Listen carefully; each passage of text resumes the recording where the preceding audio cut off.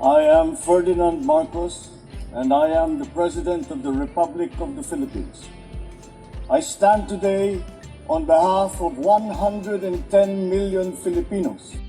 Hello people, hello words, and hello Philippines. It's me again, mga kababayan. Shout out po sa lahat sa inyo dyan. And mayroon tayong upload videos update. Ito po yung lagi kong ginagawa. Pag may state visit ang Pangulo, lagi kong in-upload ang kanyang mga departure at yung arrival, ayan, at sa kanyang mga activities, ayan, syempre. Nakikita nyo, ang nakikita ko si Pangulong Marcos Jr. Yan po ang oras ng kanyang pag-alis.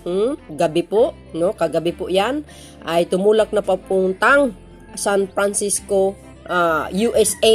Attend po siya guys ng Apec Summit. World leader yan, importante po yan.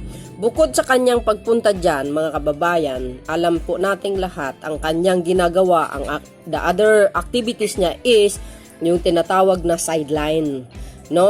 Sa lahat ng Pangulo na pumupunta dyan, siya lang tanging bukod, laging ginagawa niya is mayroon siyang bilateral meeting, roundtable meeting with the famous businessman around the world, mga CEO, ayan, para lang maghikayat ng mga investors na mga banyaga dito sa Pilipinas. Ganyan siya kagaling.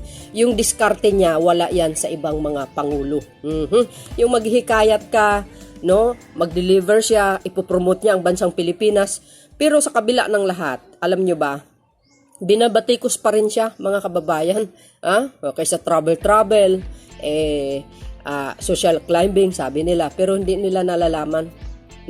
Kasi bulag sila, hindi nila nakikita yung effort ng Pangulo. At mayroon naman tayo guys na in-update kung magkano ang pumasok na investment dito sa Pilipinas sa loob ng 10 buwan. 1.7 trillion po yan, mga kababayan. Nandyan po yan sa mga upload videos ko. So, abangan nyo mga kababayan yung mga upload natin videos sa kanya, sa mga ganyang mga activities niya.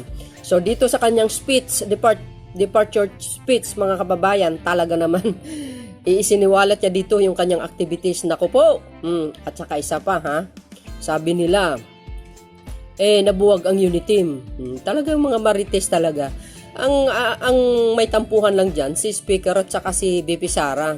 Actually, si Speaker hindi naman ang away yan. So, makikita nyo mga kababayan, yung nakikita ko. Nandyan si BP Sara, nandyan si Speaker. Alam po natin, pag walang Pangulo, si BP Sara po ang humahalili bilang acting president. Wow, bagay. Di ba? Ganun din si Speaker, kasama ng ating mahal na Pangulo yan. Lagi, So, tingnan nyo guys tingnan nyo po itong nakikita ko. Okay. At saka si Pangulong Marcos Jr. at saka si BP Sara. They are still yan guys, a friend, BFF nga walang tampuhan yung dalawang yan. Maganda pa yung samahan nila. Alam nyo naman ang Pangulong Marcos Jr. hindi marunong away-away yan. Wala siyang pakialam, Kasi alam nyo, wala tayong makukuha sa mga away-away. My goodness, tulungan na lang natin ang Marcos administration. Kasi itong bansa na ito, pag ito'y lumago sa pamumuno ni Pangulong Marcos Jr., my goodness, kahit anong klaseng kulay ka, DDS ka man, dilawan ka man, pinklawan, pula ka man, lahat tayo makikinabang. Sino bang magtutulungan, mga kababayan? Kundi tayo mga Pilipino lamang, di ba? Sino ang higit sa lahat ang makikinabang? Tayo lahat din. So, wag nang away-away, yung tampo-tampo, di ba? So, yun mga kababayan, pakinggan nyo po ang speech ng ating mahal na Pangulo dito.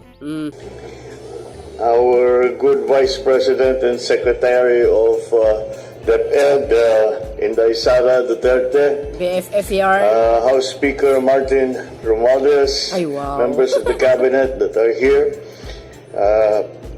our new addition to the party is the Batangas 6th District Representative, Congressman Ralph Recto, who is joining the House contingent for this trip. Kasama? And of course, our Pasay District Representative Antonino Calixto AFP Chief of Staff, General Romy Browner, and the Major Service Commanders, Philippine National Chief General Benjamin Acorda Jr., the Philippine Coast Guard Commandant Admiral Ronnie Gavan, Pasay City Mayor Imelda Calixto Rubiano, our constant host, and of course, for accompanying me on this trip again is our First Lady Luis Araneta Marcos, my fellow workers in government. Ladies and gentlemen, good evening. My visit to the United States is on the invitation of President Joe Biden to participate in the 30th Apec Economic Leaders Meeting and related activities in San Francisco. It is my honor to represent the Philippines in the region's most important platform for trade, investment, and economic cooperation. The Apec region hosts 38% of the world's population, 48% of its trade, and 62% of its GDP. The largest segment of our OFWs call this region their second home. 85% of our trade and our top investors are from this region.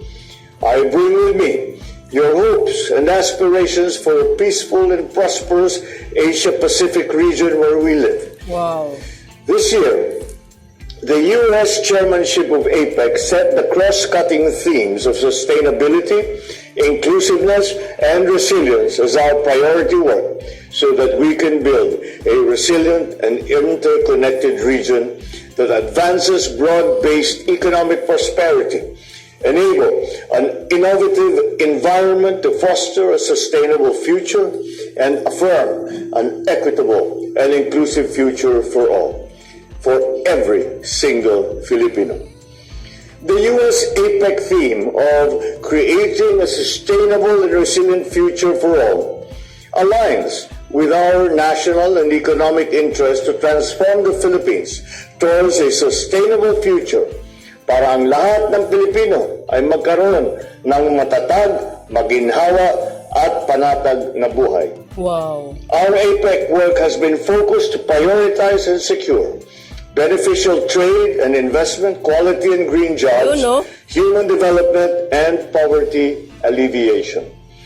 We will be engaging with the leaders of economies of the Asia-Pacific region to agree on how we can achieve food and energy security, economic inclusion of our micro, small, and medium enterprises, women, indigenous people, and other segments of our economy whose potential remains to be unlocked through digitalization and innovation and sustainable development and addressing the climate change crisis.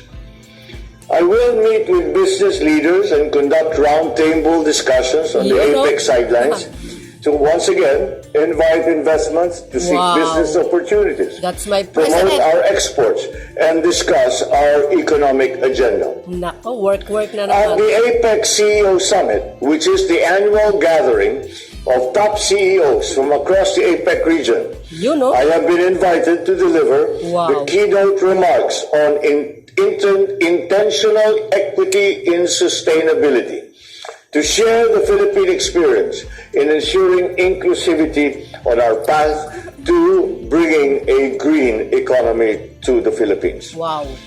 There will be several engagements with private sector representatives from the APEC Business Advisory Council, or ABAC, to discuss how we can use public-private partnerships to fulfill our agenda in innovative and sustainable development, finance, and economic and business reform. Wow. This trip marks my third visit to the United States as part of our continuing effort to further reinforce our already strong bond, and a follow-through to my official working visit in Washington, D.C. last May, where we underscored the need of forging closer economic ties and ensuring that our bilateral friendship and relationship works for both our peoples. On the sidelines of the Apec summit, I expect to witness the signing of a number of government-to-government, public-private, and business agreements which have been under negotiation over the past several months. Wow.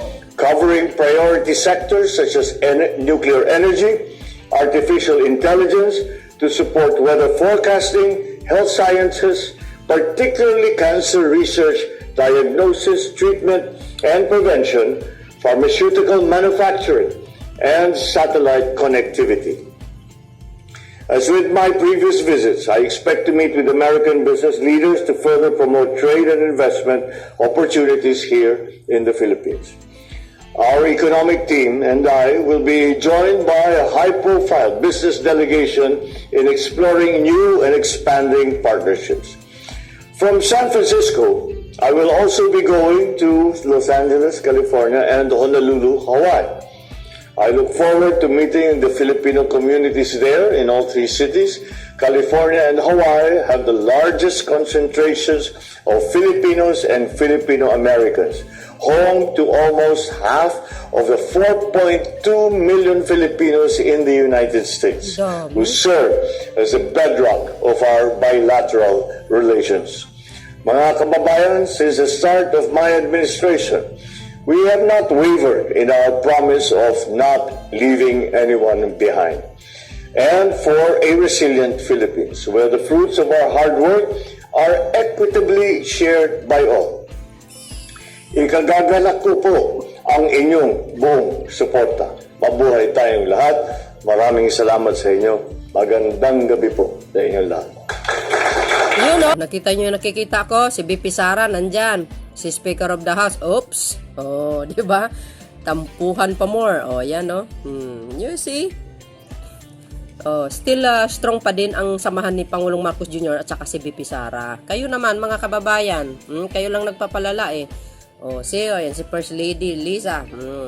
Oh, yan. See, sabi ko sa inyo eh. Oh, alam po natin na si BP Sara ang humahalili sa Pangulong Marcos Jr. Nako, hindi nyo alam guys, si BP Sara din, very strongly yung kanyang pananalita na sinusuportahan niya talaga ang Marcos administration. Kumbaga, nagsusuportahan niyang dalawang yan. Kaya wag nyo naman bigyan ng masyadong maling pag-iisip. Oh, see? Nako, isnab pa more yung dalawa. Hindi, ganyan lang, tampuhan lang yan. Pagdating ng ano yan, mag-uusap din yan si Speaker at saka si BP Sara. Kayo talaga, oh. Iwasan natin ang tampo-tampo at magpapututsada sa social media. Ha? Tulungan na lang natin ang Administrasyong Marcos. Kasi, katulad ng sinasabi ko, tayo lang naman nagtutulungan kasi wala tayong mapapala sa mga patutsada, yung away-away sa social media. Ang gulo na nga ng mundo guys, tayo pa magugulo, kaloka, no? Basta sa akin, suportahan na lang natin. Kahit anong klaseng kulay ka, suportahan pa na natin ang Marcos administration. Wala tayong mapapala sa mga patutsada, parinigan, no, 'di ba? At saka ingat-ingatan yung mga sinasabi natin, masama po 'yun. So, yun mga kababayan, narinig nyo yung sinasabi ng ating mahal na Pangulo, trabaho na naman ang kanyang inatupag. Naku, pupunta siya sa Hawaii mga beans, sa ating mga kapwa doon. Alam po natin, matagal na tumira yan ating Pangulo kasama ang kanyang pamilya. So yun mga kababayan, maraming salamat po sa inyo. Ipagdasal po natin ang ating mahal na Pangulo, ang kanyang pagpunta sa Amerika. Naway successful po siya at maraming mahikayat ng mga foreign investor, mga bes, no?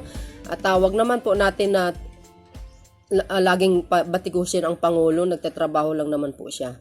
Thank you guys sa inyong watching. See you again. Bye bye bye. Baboos! God bless Philippines!